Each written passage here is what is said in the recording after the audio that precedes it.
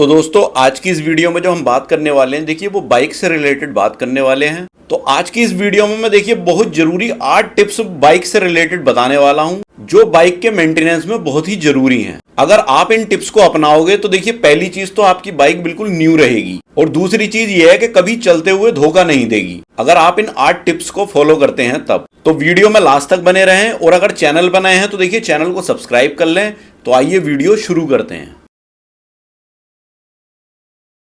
तो दोस्तों जैसे कि आप सभी जानते हैं कि आज के टाइम में बाइक जो है इतना ज़्यादा महत्वपूर्ण साधन है हर व्यक्ति के लिए, क्योंकि आज के टाइम में आप देख ही रहे होंगे कि कहीं भी आना जाना है, छोटे बड़े काम हैं, कहीं कुछ भी है तो बाइक बहुत इंपॉर्टेंट है। मतलब इस तरह के काम सारे के सारे बाइक से ही होते हैं। अगर देखा जाए तो कार को देखें तो कार इतनी इंपॉर्टेंट नहीं है जितनी इंपॉर्टेंट बाइक है आज के टाइम में। और बाइक की वजह से बहुत सारे भाइयों के काम भी आसान हो जाते हैं और आराम भी मिलता है। तो कहने का मतलब यह है कि हर इंसान की आज के टाइम में बेसिक नीड बाइक बन चुकी है। इसके बिना आप किसी का काम नहीं चलता। लेकिन कभी कभी ये मुसीबत भी बन जाती है अगर चलते चलते खराब हो जाए तो इस तरह की प्रॉब्लम से बचने के लिए आपको अपनी बाइक को एकदम फिट रखना चाहिए जिससे कि उसमें कोई प्रॉब्लम ना आए और वो एकदम न्यू रहे। तो इसीलिए मैंने सोचा कि क्यों ना कुछ टिप्स जो है आप सारे भाइयों को इस पे दिए जाएं एक वीडियो में, क्योंकि इससे क्या है कि आप अगर इन टिप्स को अपनाओगे तो आपको ये सब प्रॉब्लम्स नहीं आएंगी और आपकी बाइक बिल्कुल एकदम न्यू रहेगी। तो अब ये 8 टिप्स जो मैं आपको बता दूं।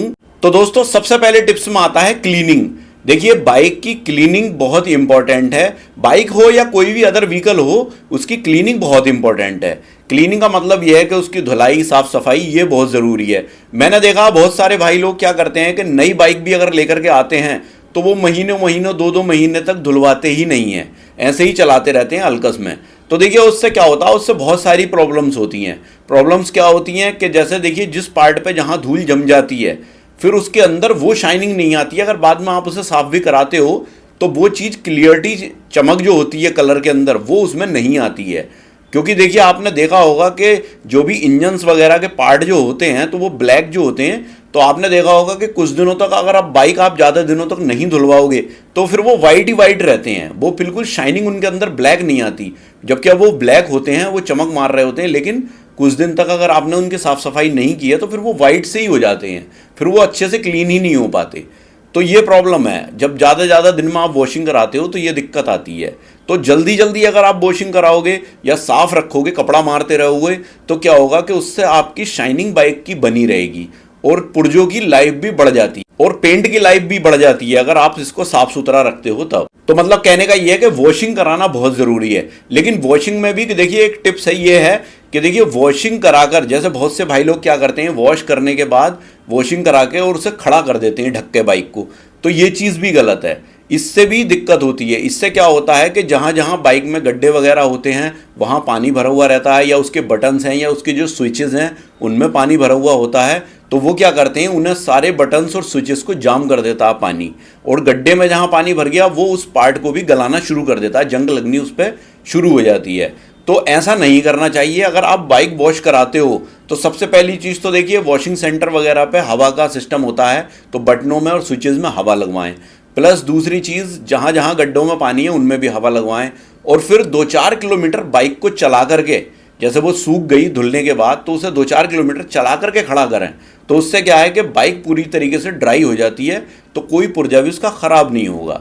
तो देखिए वॉशिंग सेंटर पर धोएं या अपने घर पर धोएं, इस चीज़ का ख्याल रखें कि ये पानी उनमें नहीं रुकना चाहिए पार्ट्स वगैरह में, वरना तो देखिए उतना नुकसान बिना धुलवाए नहीं होगा जितना धुलवाने से हो जाएगा अगर आपने ऐसी धुलवा करके ढक करके खड़ी कर दी बाइक तब, और काफ़ी दिनों तक। तो दोस्तों ये तो था पहला पॉइंट। अब बात कर लेते हैं देखिए दूसरे पॉइंट की।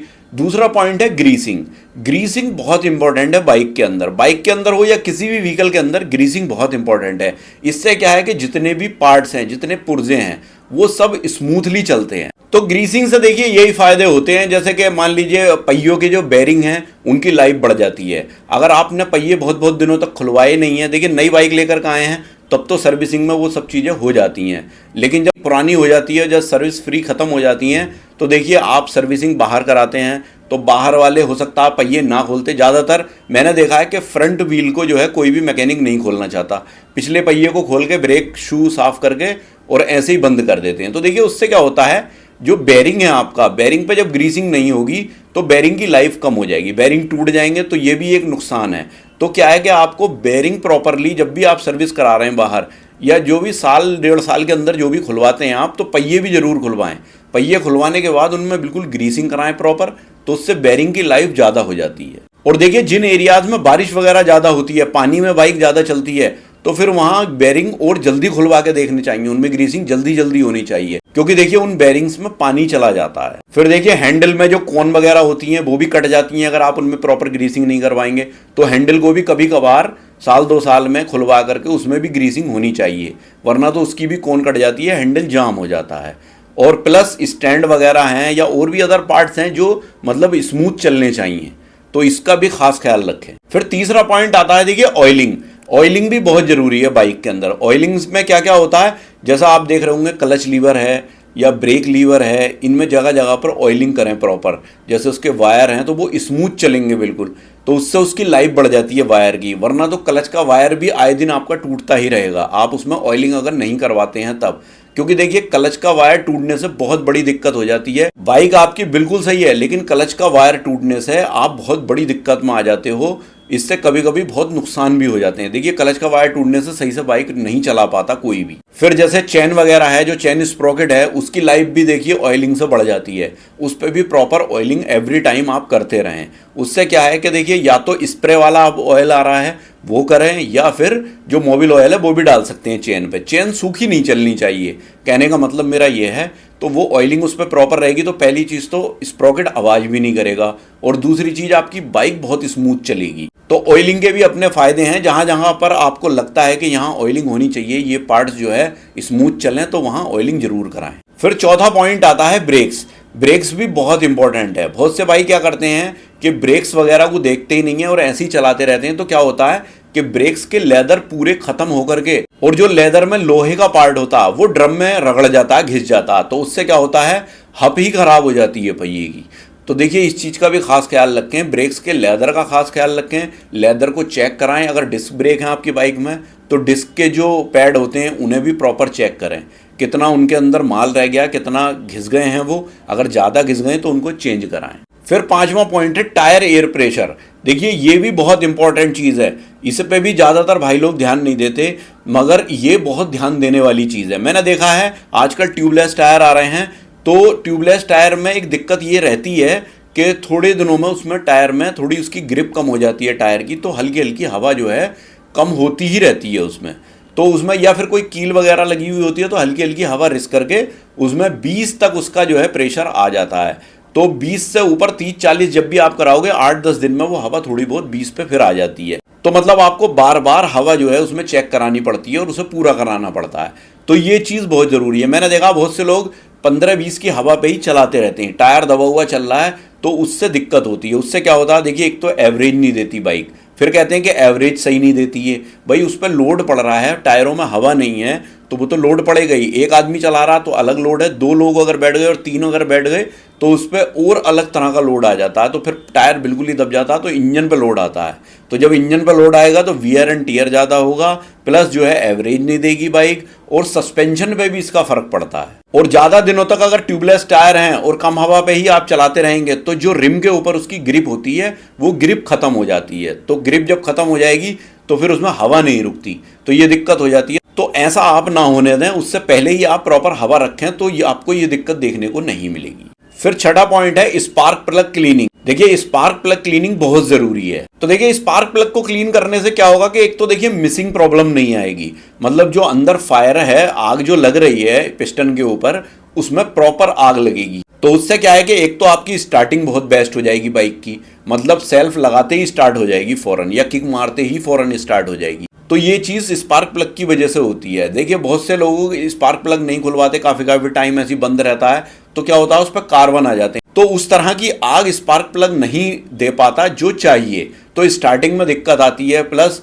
वो पिकअप नहीं रहता या बाइक झटका लेके चलती है, ये इस तरह की दिक्कत स्पार्क प्लग से हो जाती है। तो स्पार्क प्लग को भी क्लीन करवाते रहें या करते रहें, अपने हाथ से भी आप कर सकते हो, कोई इसमें बड़ा रॉकेट साइंस नहीं है। आप चाहो तो स्पार्क प्लग को खोल करके आराम से अपने हाथ से भी क्लीन कर सकते हो। और स्पार्क प्लग को क्लीन करने का सबसे बेस्ट तरीका यह है कि उसे खोल करके एक निडिल लेके, सुई लेके उसे उसके कार्बन को बिल्कुल सुई से हटा दें। फिर 7वां पॉइंट आता है एयर क्लीनर फिल्टर। तो देखिए, एयर फिल्टर को भी क्लीन जरूर रखें। इससे क्या होता है, इससे भी बहुत फर्क पड़ता है आपकी बाइक पे। क्योंकि देखिए, इससे क्या है कि अगर एयर क्लीनर आपका जाम है तो क्या होगा कि प्रॉपर साफ सुथरी हवा अंदर कार्बोरेटर में नहीं जाएगी। तो क्या है, एक तो दिक्कत आएगी, बाइक को प्रॉपर हवा नहीं मिलेगी, तो फिर वो उस तरह का लोड भी नहीं लेगी। तो ये दिक्कत आएगी इसमें। प्लस अगर मान लीजिए गंदगी कार्बोरेटर में जाएगी तो कार्बोरेटर चोक हो जाएगा। तो कार्बोरेटर जब चोक होगा तो देखिए, कार्बोरेटर की लाइफ कम हो जाती है। कार्बोरेटर में बहुत बारीक पार्ट होते हैं और वो जब एक बार कट जाते हैं, धूल से वो जल्दी कटेंगे, तो कार्बोरेटर ही बेकार हो जाएगा कुछ दिनों में। तो इसलिए कार्बोरेटर को प्रॉपर साफ रखें। और देखिए, जब ये चीज़ साफ रहेगी, कार्बोरेटर साफ रहेगा, एयर क्लीनर साफ रहेगा, तो आपके जो रिंग पिस्टन है उनकी भी लाइफ बढ़ जाएगी। अगर उन पे भी गंदगी वाला पेट्रोल जा रहा है, एयर जो है गंदी जा रही है, एयर ही पेट्रोल को लेकर के जाता है, तो अगर वो गंदा जा रहा है तो वहां पर भी वियर एंड टियर ज्यादा होता है। तो एयर क्लीनर फिल्टर को भी बिल्कुल क्लीन रखें। अब 8वां पॉइंट आता है टेपिड सेटिंग। देखिए, टेपिड सेटिंग बहुत इंपॉर्टेंट है बाइक के अंदर। तो देखिए, मैंने देखा है कि ज्यादातर पल्सर के अंदर ये दिक्कत आती है कि उसके टेपिड बहुत जल्दी जो है या तो टाइट हो जाते हैं या लूज हो जाते हैं। तो उन्हें 1000-2000 किलोमीटर पे हमें जो है सेट कराना पड़ता है। उससे दिक्कतें क्या क्या आती हैं? दिक्कत तो सबसे पहली दिक्कत तो ये आती है, अगर वो लूज हो जाते हैं तो आवाज़ करते हैं, उसमें टक टक की आवाज़ आपको अलग ही तरह की आएगी। तो उससे भी आपको पता लग जाएगा कि टेपिड इसके लूज हैं। और अगर टेपिड टाइट हो जाते हैं, कुछ दिन चलने के बाद टेपिड घिस के टाइट भी हो जाते हैं, तो टाइट जब होंगे तो क्या होगा कि प्रेशर कटेगा। तो प्रेशर कटेगा तो बाइक स्लो में स्टार्ट नहीं रहेगी। स्लो में जैसे ही आप एक्सीलेटर छोड़ोगे, बाइक फौरन बंद हो जाएगी। तो ये भी पहचान है टेपिड के टाइट होने की। तो देखिए, 1000-2000 किलोमीटर पे जो है टेपिडों को टाइट या लूज कराते रहें, मतलब उसकी सेटिंग एडजस्टमेंट उसका कराते रहें। तो दोस्तों, मैंने आपको देखिए ये सारे 8 मेंटेनेंस के टिप्स बता दिए आपको बाइक के लिए। आप अगर इन टिप्स को अपनाते हो तो आपको देखिए प्रॉब्लम नहीं आने वाली, क्योंकि ज़्यादातर यूज़ में जो आते हैं पार्ट्स वो यही होते हैं जो मैंने इसमें बताए हैं। यही ज़्यादातर चलने वाले पार्ट्स होते हैं। अगर आप इन पर प्रॉपर ध्यान रखते हो तो आपको दिक्कत नहीं आएगी। आपकी बाइक लंबे टाइम तक चलेगी और वो नई जैसी ही रहेगी, आपको रास्ते में कभी धोखा नहीं देगी।